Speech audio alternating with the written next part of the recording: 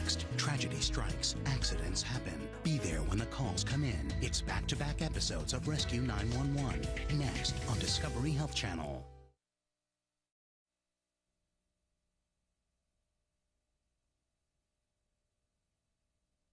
This is 911. Do you have an emergency? Today on Rescue 911, a parent's nightmare. A toddler is trapped in a narrow hole. All that you could see was his little hands. Now battling time and terrain. If the hole had caved in, there would have been no way to rescue Christopher. Rescuers dig furiously to free the helpless child. We're coming down there for you, okay? Then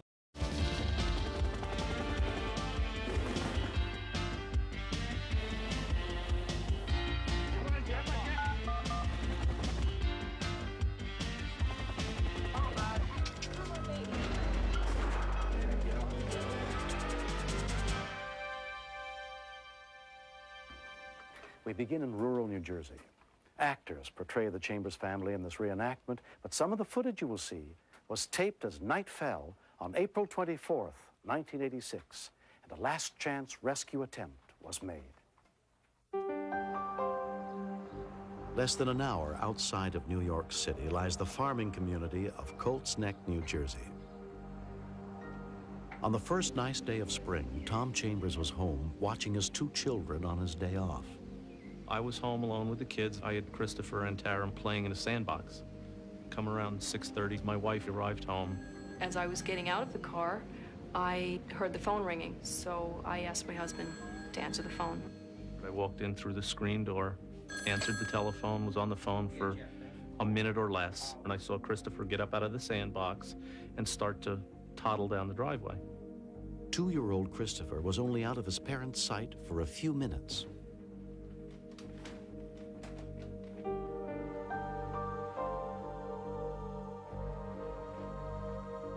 At that point, you know, there was no major alarm because we're at least a half mile from the highway. We have a nice front yard. Cheryl, Chris is going down the road. Christopher! We both went out the front door at the same time, looked at the yard, and Chris was nowhere. Christopher!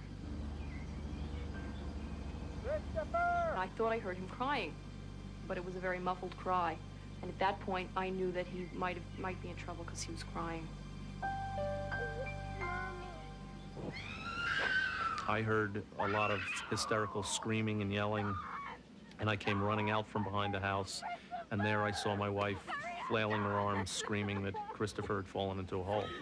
The boy had fallen 12 feet underground into a hole only 12 inches wide.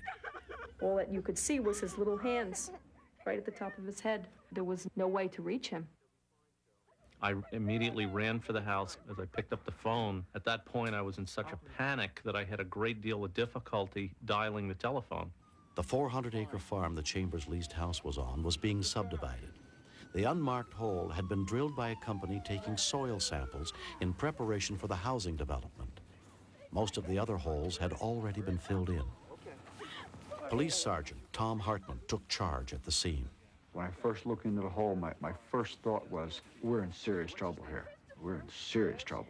I've been in first aid for over 25 years now, and I've been in a lot of accidents, and I've extricated people from cars, but never anything like this. You couldn't reach him. You couldn't touch him. You couldn't let him know that it was okay. We figured we would get the rope and see if we could loop the boy's hands. But being so young, his hands were so soft, the rope would just slip off. There was nothing to really get a hold of. It was just frustrating that there's the boy within our sight and we couldn't get him. I'll never forget the feeling that I had when I first got there. That's, I'll just never forget that sight. Volunteer Fire Captain Ernie Hallam was the next to arrive. The greatest fear I think everyone had was a cave-in. If the hole had caved in, there would have been no way to rescue Christopher. When we continue, There was so much dirt on top of his head, and I got so scared because I'm thinking that, you know, pretty soon he's going to be covered. They successfully removed a 200-pound tumor, but can the same team of doctors pull off the impossible twice? Don't miss Super Surgery, 160-pound tumor, Thursday night at 9 on Discovery Health Channel.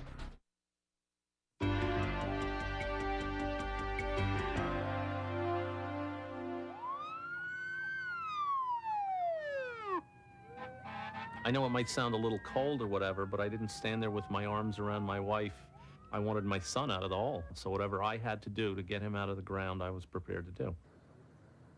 I had a great concern about getting him oxygen. I had a tree trimmer in my garage, which was on an aluminum extension pole, and I rigged up a tubing device, and then the police officers lowered it into the hole and then put it right over the top of his head. All right, Chris, we got it, pal. It's okay. Yeah. That way we'll keep you right there in the face. Even if we have to stay for a while, we're still all right. One of the problems that immediately began was everybody wanted to look into the hole, so everybody that walked up to the hole would kick a little bit of dirt into the hole. There was so much dirt on top of his head, and I got so scared because I'm thinking that, pretty soon he's going to be covered. The area immediately around the hole was cleared. Tom Hartman and Ernie Hallam stayed to supply oxygen and encouragement to the boy. We tried almost anything, and then finally we determined that the best way to rescue him would be to dig a hole that was parallel to the shaft that Christopher was trapped in. We were going to have to dig, as far as we knew, all the way down. It was just too big a hole to dig by hand. We really need some sort of a digging machine like a backhoe, so at that point I ran back in the house and started to call anybody in the area who may have a backhoe that we could get over to the house and start to dig. 15-year-old Adam Dean had been at home, his father's backhoe sitting in the yard next door. Though Adam didn't have a license, he drove the huge digging machine a mile to the Chambers house. And a guy came over from the gas station and told me that there was a kid trapped in a well and that he needed the backhoe to get him out. I felt bad for the kid, so I drove it over there myself. How we doing, Tom? The backhoe digging would have to be precise. One missed stroke could bury the boy, but they had no experienced operators at the scene. It's a very frustrating feeling to stand there and be able to do absolutely nothing. You can't move the earth. Colsack 707. Everybody who had a radio or telephone at that point put out emergency calls to get a backhoe operator to start to dig. By chance, heavy equipment operator Warren Brickman heard the call for help on his police scanner. When I got there, I said to the sergeant, let's get going here. We put the machine into place and we started digging. The basic plan was to make the hole deeper than where he was and then tunnel upward to him. At that point, the fear was that the vibration of the backhoe could knock a chunk of dirt loose, and if that were to occur, he'd be buried alive. Don't be afraid of the noise, Chris. We're coming down here for you, okay? The worst thing about the whole rescue was my feeling of helplessness. I knew that he wanted his Baba, so I ran in and got him a bottle of milk, and I knew that would make him feel better. He was crying, whimpering. It was very cold in the hole. It was very damp, and we were very concerned at that point. When the hole was 15 feet deep, they shut down the backhoe. Firemen Jack White and Darren Elliott would have to do the rest of the delicate digging by hand. A ladder was put down into the hole once that the backhoe had completed its operation. We now had to start tunneling across, approximately 3 to 4 feet. We had almost one incident where one side of the wall almost caved in on us. I went into my garage and I was pulling panels of plywood off the walls, brought that back, and we shored it with plywood. So the whole time I was basically busy taking care of all these little odd jobs that needed to be taken care of. I wanted my son out of the hole. More than 2 hours had passed. Night had fallen, and the temperature was dropping. Rescue workers struggled to keep Christopher awake to help protect him from hypothermia. I know it was very cold on top of the hole, so down 15 feet, it must have been significantly colder. It came a point, it had to be about 2.5, 3 hours into the operation, that he did go quiet on us. We could just see the tops of his hands. That's all we could see, because now his head was all full of dirt. You couldn't even see his blonde hair. I just kept thinking to myself, dig, dig, dig to get this little boy out. He wants to go home. It's just so hard. The dirt was so hard. The water was rising in the bottom of the well. And every dig or shovel we made, we just didn't know how much further we had to go. It was like you just wanted, please, break through a hole. The police officers were trying to keep him active and keep him crying, whatever they could keep him doing. Towards the end, he was totally silent. I saw them getting nervous about that and call over to the fellas doing the digging that they had better hurry it up because we all felt as though time was running out. The digging came down to inches. If he's down 12 feet, and now he's going across 3 to 5, if he's off a little ways, we could miss the boy entirely. Somebody measure with their hands the distance from where the child is approximate. 3 feet. 3 feet, Darren. Put your hand. Tommy, we'll get that light pole back down there and get a measurement how deep they are. We got it. In other words, I want them to go the length of the poke hole. They reached a point where they couldn't use full-size shovels anymore, so we ended up searching for toy shovels, or we had an ice cream scooper. None of them really worked well. I finally went in the garage and I found a little spade shovel, and that was finally the shovel that he used that finally got through.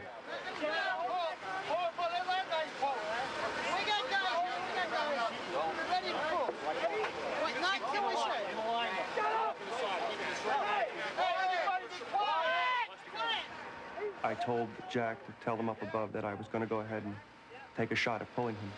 Hey, Phil.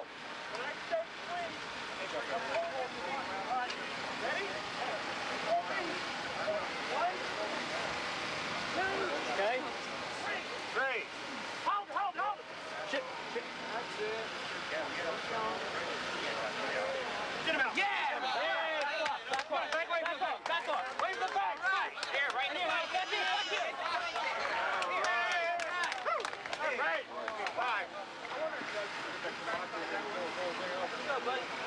Good job. Wait, we got nice job. It's just a miracle it didn't cave in because it was all sand, but I wasn't even worried about it. I'd do it again. I would go back in the hole and do it again. We couldn't have planned it any better if we had surveyed it. And I'll never forget staring down the hole, just watching him disappear. I just wanted to really meet these guys who had done all the digging down below, and to meet them at the end and shake hands and just really hug each other. It was an amazing feeling. I was so elated. I was so happy. And I remember telling him that I loved him about 100 times from here to the hospital. Christopher, I love you. Oh, I'm so happy to see you. Mommy's so happy. When you almost lose a child like that, you don't know how important or how much love you have for your children. There was a group effort that took place. You know, I'd have to say thank you to everyone. Christopher is 5 years old now. Though he remembers little about that night, the people who saved him have not forgotten. The final tool that they had given me was a spaded shovel. When the incident was over, the father had told someone to go down in the hole and get the shovel. When he had come out, he had given it to me as a remembrance. And I have it at home today. And someday I hope to give it back to Chris and tell him, well, here's what did it to you, son, you know? This is the last tool that your father gave me to get you out.